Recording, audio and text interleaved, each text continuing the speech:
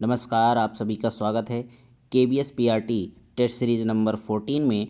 और दोस्तों, 2-3 दिन आपकी टेस्ट सीरीज़ नहीं मिल सकी, जबकि मैंने आपसे वादा किया था कि आपको डेली एक टेस्ट सीरीज़ दूंगा। तो उसके लिए मैं क्षमा चाहूँगा। रीज़न बस यही था कि कुछ पर्सनल कारण थे।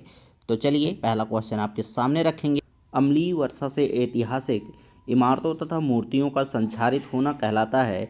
तो दोस्तों, इसका सही आंसर है बी, स्टोन लेप्रोसी। अंतर्राष्ट्रीय स्तर पर वन्य जीवों की सुरक्षा हेतु संस्था है। तो दोस्तों, इसका सही आंसर है ए, IUCN। ओजोन परत सूर्य से आने वाली किरणों को रोकती है।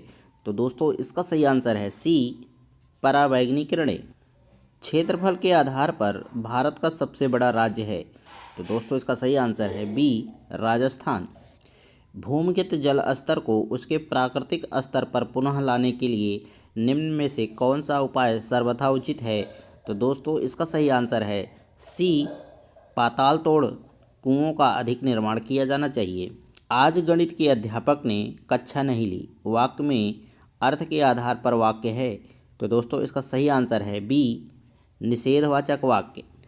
निस्दिन बरसत नैन हमारे, इस पंक्ति के रचनाकार कौन हैं? तो इसका सही आंसर है ए, सूर्यदास।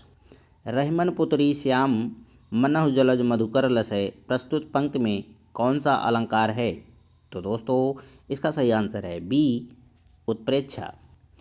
जब पहुँची चपला बीच धार, छिप गया चांदनी का कगार, में कौन सा रस है? तो दोस्तों, इसका सही आंसर है बी, संयोग श्रृंगार रस।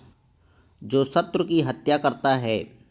तो दोस्तों, आपको बताना है कि शत्रु की हत्या कौन करता है, उसे क्या कहा जाता है। तो उसका सही आंसर है ए, शत्रुघ्न। सही वर्तनी शब्द का चयन कीजिए। आपको ये 4 शब्द दिए गए हैं और इसका सही वर्तनी चुनना है। तो दोस्तों, इसका सही आंसर है बी, श्रृंगार।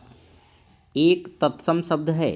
तो आपको इसमें से एक तत्सम शब्द बताने हैं और ये 4 हैं जो कि तद्भव हैं। इनमें से 3 एक ही तत्सम है। तो इसका सही आंसर है सी, डाकनी।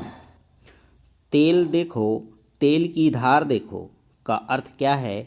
तो दोस्तों, इसका सही आंसर है डी, रुख पहचानना। सभा का पर्यायवाची शब्द कौन सा नहीं है? आपको बताना है इन चारों में से कि सभा का पर्यायवाची कौन सा शब्द नहीं है। तो इसका सही आंसर है ए, सम्मिलित। महाश्वेता किसका पर्यायवाची है? तो दोस्तों, इसका सही आंसर है बी, सरस्वती। अब आपके सामने इंग्लिश का क्वेश्चन होगा। Identify the appropriate alternative from the given ones of filling in the given sentence. तो दोस्तों, पहला क्वेश्चन आपके सामने होगा, the thief dash run away before the police come. तो दोस्तों, इसका सही आंसर होगा C, had. I know the man dash wrote this letter. तो दोस्तों, इसका सही आंसर है A, who dash dog is a faithful animal. तो दोस्तों, इसका सही आंसर है आ फिल होगा इसमें। A number of plays were written dash Shakespeare. तो दोस्तों, इसका सही आंसर होगा D, by. He has been dash for 10 minutes. तो दोस्तों, इसका सही आंसर है सी, सिंगिंग। तो दोस्तों, अब आपके सामने करंट अफेयर से संबंधित क्वेश्चन होंगे। रक्षा मंत्री राजनाथ सिंह ने हाल ही में किस विश्वविद्यालय में Kalpana Chawla centre for research in science and technology का उद्घाटन किया? तो दोस्तों, इम्पॉर्टेंट हो सकता है आपके लिए और ये क्वेश्चन इसका सही आंसर है डी, चंडीगढ़ विश्वविद्यालय। हाल ही में भारत के नागरिक उड्डयन मंत्रालय ने भारत के किस राज्य में 5 ड्रोन स्कूल खोलने की बात की है? तो दोस्तों, इसका सही आंसर है ए, मध्य प्रदेश। हाल ही में किस टीम ने न्यूजीलैंड के खिलाफ 21 वर्ष में अपना पहला टेस्ट मैच जीता है? तो दोस्तों, इसका सही आंसर है डी, बांग्लादेश। निम्नलिखित में से किस राज्य ने समाज सुधार अभियान शुरू किया है? तो इसका सही आंसर है सी, बिहार। हाल ही में खबरों में रहा साइके मिशन किस देश द्वारा विकसित किया जा रहा है? तो दोस्तों, इसका सही आंसर है डी, अमेरिका। 1971 युद्ध में शामिल नौसेना के किस तत्कालीन वाइस एडमिरल का 100 वर्ष की उम्र में निधन हो गया? तो दोस्तों, इसका सही आंसर है डी, एस एच शर्मा। हाल ही में किस देश ने सिरकान हाइपरसोनिक मिसाइल सिस्टम लॉन्च किया है? तो दोस्तों इसका सही आंसर है ए रूस। निम्नलिखित में से किस शहर में हाल ही में केंद्रीय आयुष मंत्री ने श्री सर्बानंद सोनोवाल द्वारा हार्टफुलनेस इंटरनेशनल योग अकादमी की आधारशिला रखी गई है? तो दोस्तों इसका सही आंसर है सी हैदराबाद। प्रधानमंत्री नरेंद्र मोदी ने उत्तर प्रदेश के किस शहर में मेजर ध्यानचंद खेल विश्वविद्यालय की आधारशिला रखी है? तो दोस्तों इसका सही आंसर होगा सी मेरठ में। निम्नलिखित में से कौन सा राज्य देश का पहला एलपीजी युक्त और धुआं मुक्त राज्य बन गया है? तो ये बड़ी बात है और इसका सही आंसर है डी हिमाचल प्रदेश। एक शिक्षक गद्य व सब्जियों फलों के चित्र का उपयोग कर अपने विद्यार्थियों के साथ चर्चा करता है। विद्यार्थी विवरण से जोड़कर पोषण के तत्वों को सीखते हैं। इस दृष्टिकोण का आधार है। तो दोस्तों आपको क्वेश्चन को ध्यान से पढ़ना है और उसके बाद उत्तर देना है और इसका सही आंसर है सी सीखने का क्रिया प्रसूत अनुकूलन। पियाजे के विकास की अवस्थाओं में संवेदीगामक अवस्था समायोजित करता है। तो दोस्तों इसका सही आंसर है ए अनुकरण, स्मृति एवं मानसिक प्रस्तुतिकरण शैशवावस्था होती है। तो दोस्तों आप अगर मनोविज्ञान पढ़ते होंगे तो ये बहुत ही सरल क्वेश्चन है और इसका सही आंसर है ए 5 वर्ष तक। निम्नलिखित में से कौन सा कथन असत्य है? तो इसमें से 3 कथन सत्य हैं और 1 कथन असत्य है। तो आपको इसको चुनना है और इसका सही आंसर है डी ए एवं बी दोनों। कहने का मतलब ए भी गलत है और बी भी गलत है, सिर्फ सी सही है। विद्यार्थियों के उपलब्धि का मूल्यांकन करने के लिए शालाओं में उपयोग में आने वाली विधियां हैं। तो दोस्तों इसका सही आंसर है बी परिणात्मक एवं गुणात्मक विधि। आशा 14 वर्ष की आयु में वह सब कार्य करती है जो अधिकतर 6-7 वर्ष के बच्चे करते हैं।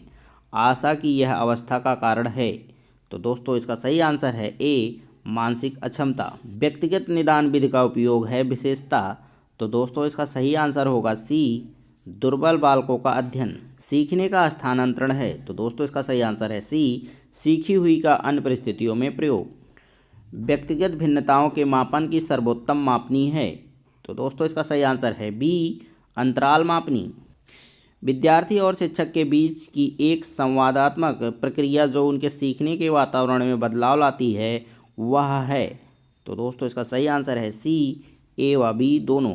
कहने का मतलब मूल्यांकन और आकलन दोनों सही हैं।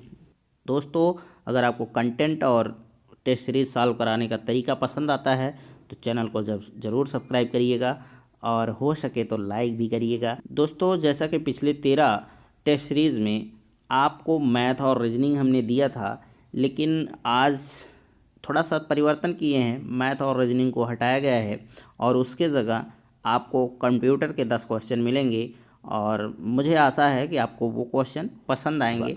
तो चलिए, पहला कंप्यूटर बनाया गया था तो इसका सही आंसर है सी चार्ल्स बेबेज द्वारा।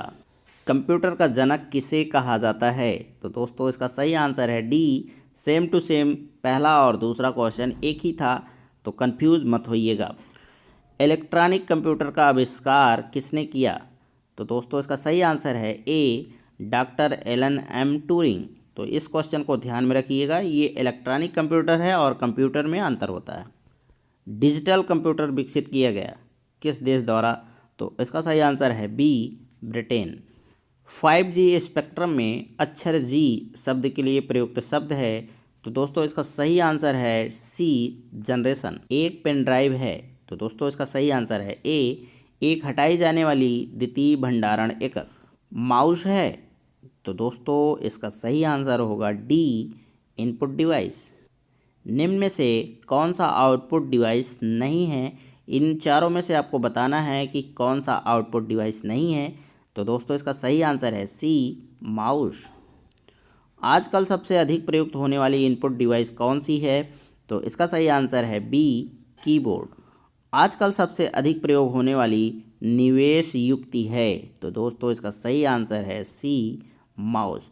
तो दोस्तों इस तरीके से आज का टेस्ट सीरीज समाप्त होता है। इसके बारे में अगर आपको किसी प्रकार का सुझाव देना है तो ज़रूर दे सकते हैं। और मैं आपसे एक बार फिर वादा करता हूँ कि आपको जब तक पेपर नहीं हो जाता है लगातार आपको टेस्ट सीरीज मिलेगी केबीएस के लिए। तो आप लोग निश्चिंत होकर तैयारी करिए। फ़िलहाल 3 दिन के लिए डिस्टरबेंस हुआ कि वीडियो आपको नहीं मिल सका टेस्ट सीरीज़ का, तो उसके लिए माफ़ी चाहते हैं। और जल्द ही मतलब अगले दिन आपको 15वां टेस्ट सीरीज़ प्रोवाइड करा दिया जाएगा। तब तक के लिए नमस्कार, जय हिंद।